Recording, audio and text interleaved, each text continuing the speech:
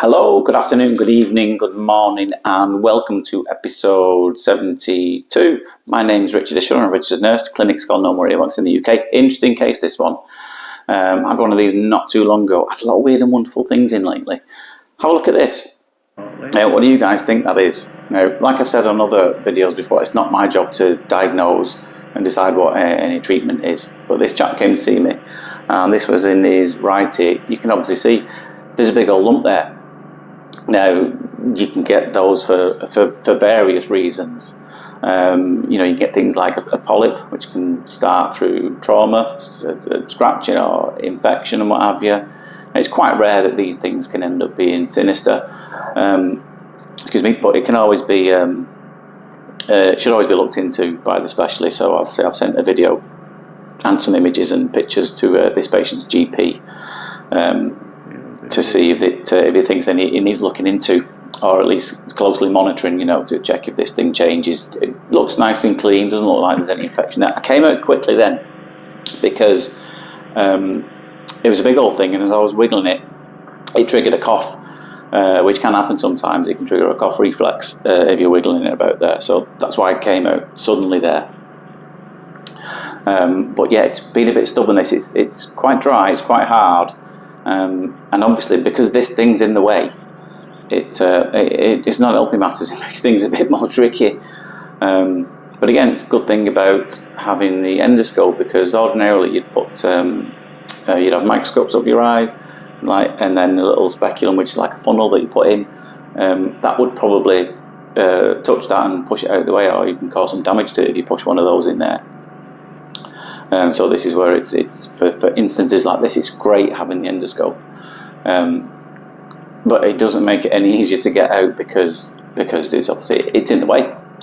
This is why I'm trying to wiggle it. But what made it really difficult, I'm trying to wiggle it, jiggle it, up, down, left, right, to try and get it past this lump. But because it's quite sensitive to this cough reflex as I'm wiggling it, I can't wiggle it as vigorously as I would like. But it's getting there anyway, as you can see. I think a bit just broke off actually in a minute. So we're going to try a variety of things in here. I think we tried some tools later on, it didn't work. And eventually olive oil came to the rescue. Maybe I could have done it a little earlier, possibly. But you can see we've gone in here with the Jobson horn here, and there's not much room to get it in at the side, as I'm just trying to prise it apart, and it's really soft and mushy as well. So it's not really getting embedded into it. I tried a hook as well, I didn't put that in there, but it did nothing. It just pretty much smears it around the side, but at least it breaks it apart a little bit. It did bring it forward just a touch then. And before I forget, on the last video before last, I posed you a question, and it was obviously a few other practitioners and clinicians who do these kind of videos. One of them in particular has a nickname.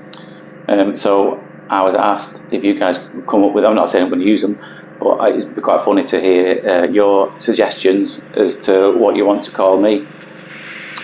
And their responses were hilarious. So forgive me, I'm going to read these out because I can't remember everything like that. So I wrote some of them down, and I want to know what you guys think while you're carrying on watching this. So the first one came in from Harsh Mellow, who comments quite a lot. I don't actually know your actual name. Let me know what your name is. And it's Master of Ceremonies. Ceremon is in the name for wax. That's good. Lorraine suggested the earwax jester. I like that one. Angela said the wax coach, because obviously I coach in my spare time and on our rugby team. Clarabelle, I think you can put yourself down as number one watcher now, number one weirdo. And she said the occasionally irrigating ear nose guy, which I thought was brilliant. I certainly am occasionally irrigating and occasionally irritating too. Deborah said the Zolna King, like that. This one was hilarious from John, thanks John. Sir Wax a Lot. Maybe someone could turn that into a song. I like big ears and I don't know why, etc, etc. But yeah, that's funny. Susan, Wacky Wax Guy, like it. Rosie, Jolly Wax Whisperer, a bit too close to the man himself, that I think. Penny, the Wax Wizard, like that one. Leslie came up with Wax Man, like that too. Lee, alright Lee, how you doing mate? Mr. Clear here, like that. Teddy said the Scots waxman. I don't know where that came from. I replied back to them. Yeah, I'm not from Scotland at all. I'm from England, from the north of England. So I don't know what my accent's telling you that I might be from Scotland. But yeah, I really liked all them. Let me know which ones you think you really like. So you can see while I've been rabbiting on there again, we've got rid of that, and it's beautifully clear. And I think I'm just going to freeze it in a minute, and you'll see a good still shot. I mean, you can see a good shot there of this bumpy lump, which obviously needs looking into as soon as possible. Now this is his other ear. So it didn't have anything that I needed to worry about in this one. A bit wetter this one,